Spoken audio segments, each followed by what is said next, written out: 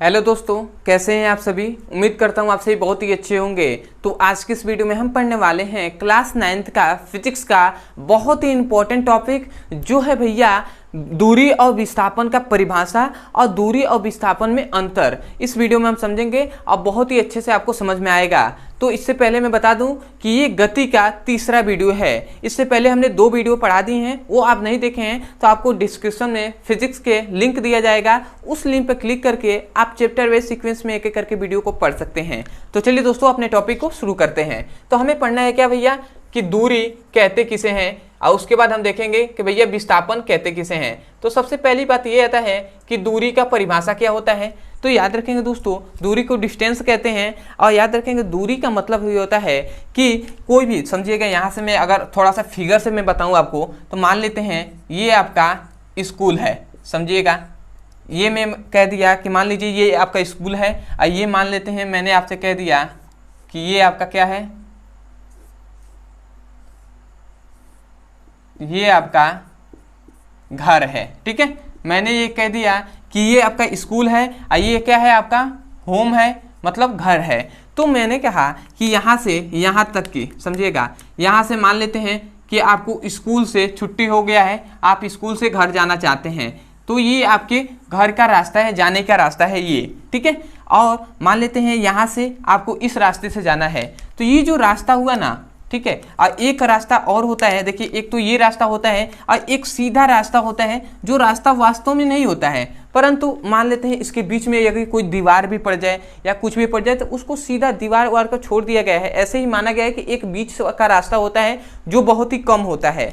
तो ये जो होगा ये रास्ता इससे तो कम ही होगा, इसका मतलब ये न्यूनतम रास्ता होगा, न्यूनतम पथ होगा। ठीक है, मतलब ये रास्ता कम होगा, और ये जो रास्ता इतना हम तय करके जाएंगे ये मतलब क्या होगा, अधिक रास्ता होगा,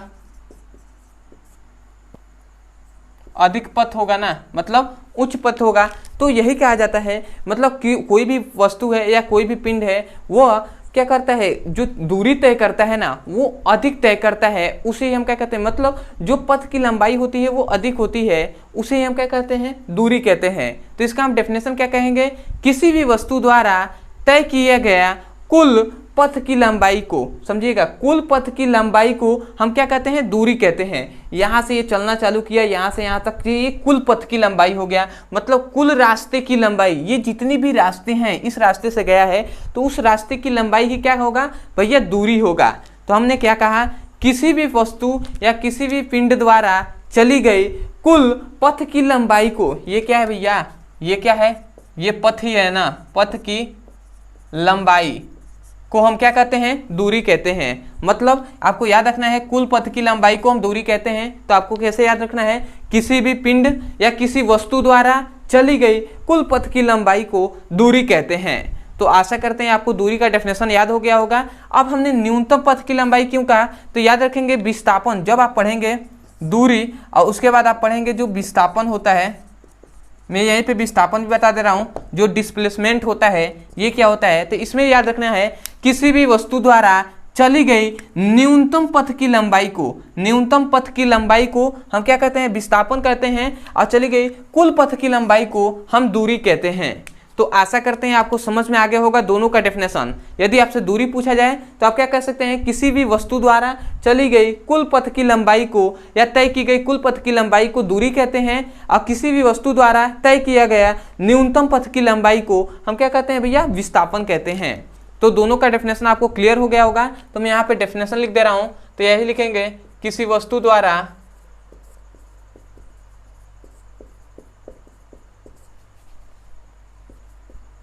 तय की गई कुल पथ की लंबाई को, पथ मतलब होता है रास्ता, ठीक है, पथ की लंबाई को क्या कहते हैं भैया, दूरी, अर्थात दूरी कहते हैं, अर्थात डिस्टेंस कहते हैं। तो डेफिनेशन इजी है कि कोई भी मतलब क्या है, कुल पथ की लंबाई को दूरी कहते हैं। अब आता है विस्थापन, तो हम क्या कहेंगे, किसी वस्तु द्वारा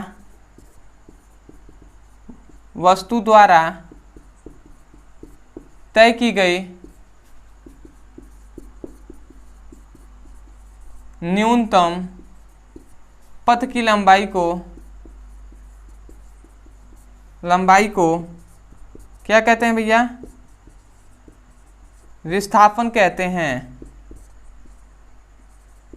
ठीक है, तो हमने क्या कहा, किसी वस्तु द्वारा तय किए गए न्यूनतम पथ की लंबाई को क्या कहते हैं? विस्थापन कहते हैं। तो आशा करते हैं ये दोनों का आपको डेफिनेशन समझ में आ गया होगा। इसका मतलब विस्थापन क्या हो गया, ये वाला क्या हो गया, विस्थापन हो गया, और ये जो गया है इस रास्ते से वो क्या हो जाएगा, दूरी हो जाएगा। तो आशा करते हैं इतनी बात आप समझ गए होंगे। अब हम देखते हैं भैया दूरी और विस्थापन में अंतर क्या होता है, इनके बीच अंतर क्या होता है, डिफरेंट क्या होता है, तो उसको समझते हैं। सबसे पहले स्क्रीनशॉट ले लीजिए। तो आशा करते हैं दोस्तों आपने अच्छे से स्क्रीनशॉट ले लिया होगा। तो अब हम इन दोनों के बीच क्या देख लेते हैं, अंतर, इनके बीच डिफरेंट क्या है उसको भी समझते हैं, और बहुत ही अच्छे से आपको समझ में आएगा, मैं आशा करता हूँ। ठीक है, तो मैं यही कहूँगा कि यदि आपको समझ में आ रहा है और डेफिनेशन याद हो गया है तो आप थोड़ा सा सपोर्ट करने के लिए एक ही कार्य कीजिए, आप स्वयं चैनल को सब्सक्राइब कर दीजिए। ठीक है, और हो सके तो जितना हो सके वीडियो को अपने दोस्तों के पास शेयर कर दीजिएगा। ये 2 कार्य आपको करना है, कोई दिक्कत नहीं होना चाहिए।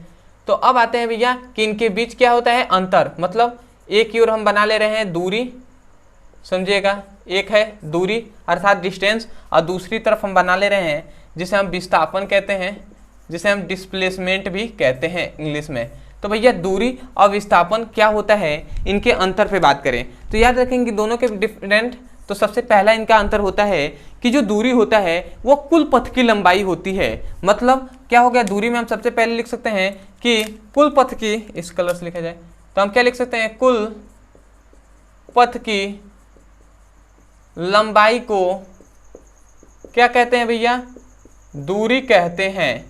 ठीक है, क्योंकि पहला जो हम बताते हैं वो इसके डेफिनेशन से ही इनके अंतर करते हैं। और विस्थापन क्या होता है, न्यूनतम पथ की लंबाई को विस्थापन कहते हैं। तो ये इसका पहला इसका हो जाएगा कि न्यूनतम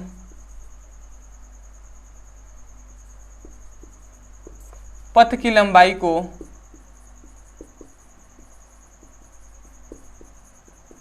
क्या कहते हैं, विस्थापन कहते हैं। ठीक है, तो ये पहला अंतर हो गया।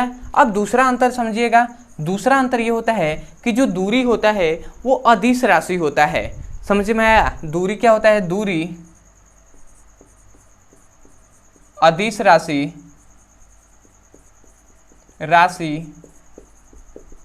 होता है।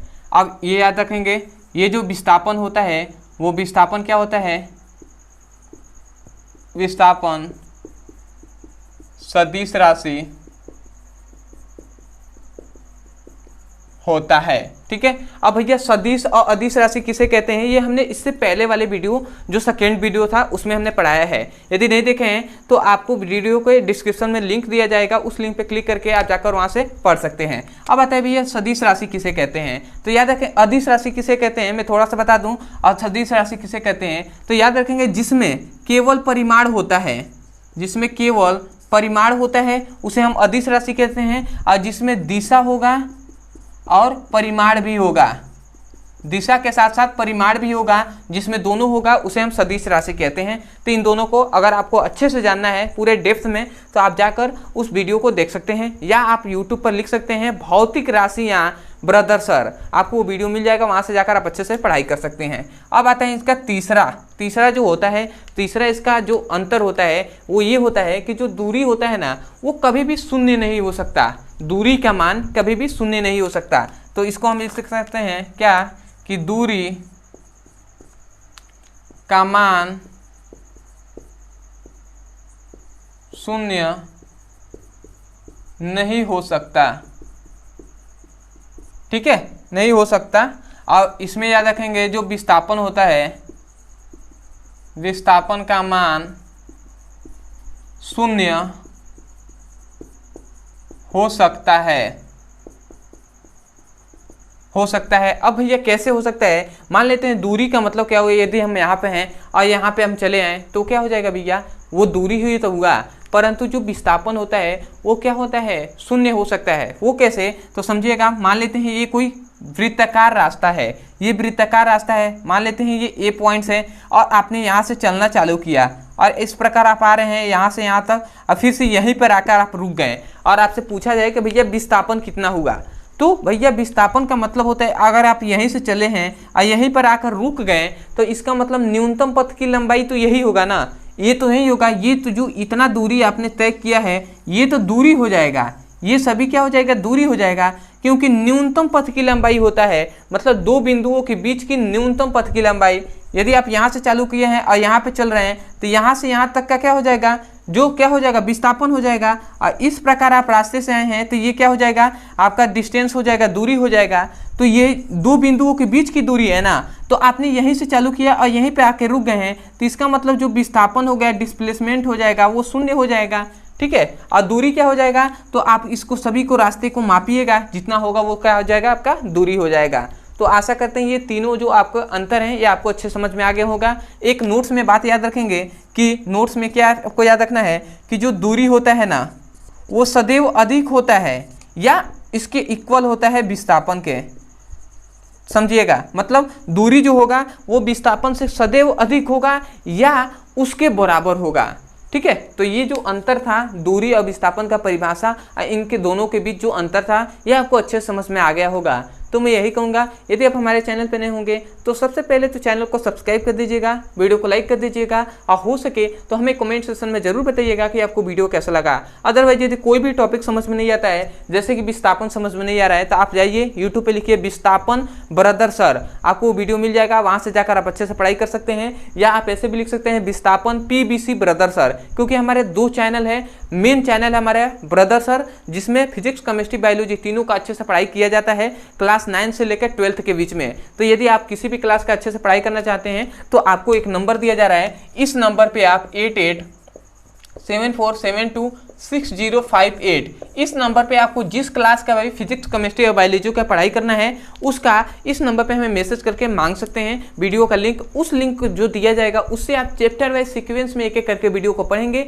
और अपने सुंदर से नोट्स बना लेंगे। ठीक है, तो इस नंबर पे हमें केवल मैसेज करना है। जैसे आपको क्लास 9th का आपको पढ़ाई करना है तो आप लिखिए जाकर मैसेज में क्या लिखना है, class 9th physics, chemistry, biology all video link, आपको वीडियो मिल जाएगा, वहां से जाकर आप अच्छे से पढ़ाई कर सकते हैं। तो चलिए दोस्तों आज के लिए इतना ही, मिलते हैं अगली वीडियो में, तब तक के लिए धन्यवाद। जय हिंद, जय भारत।